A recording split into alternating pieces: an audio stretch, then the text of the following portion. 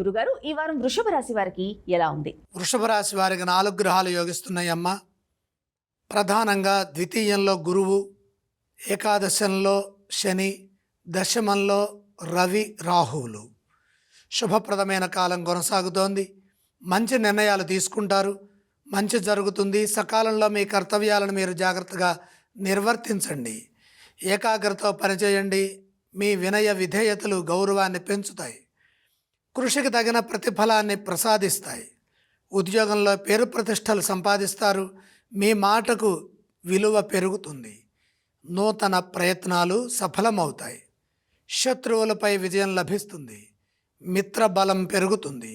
న్యాయపరమైన లాభాలుంటాయి. ధర్మం మిమ్మల్ని రక్షిస్తుంది. క్షమాగుణంతో ఆలోచించే నిర్ణయాలు తీసుకోండి. సుస్థిరత ఏర్పడుతుంది. మీ నుండి కొందరికి మేలు కూడా జరుగుతుంది. ఒక ప్రణాళికాబద్ధంగా పనిచేయడం ద్వారా ముఖ్యమైన కార్యక్రమాల్లో విజయం ఉంటుంది. ఇదే విధంగా ఉత్సాహంగా పనిచేయండి.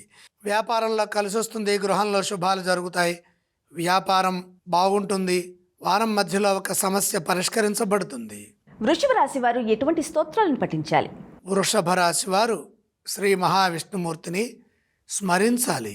వృషభ రాశి వారు ఏ ఆలయాన్ని సందర్శించాలంటారు? విష్ణు దర్శనం చేయడం ద్వారా మంచి వార్తలు వింటారు. ఎటువంటి దానాలు చేయాలి?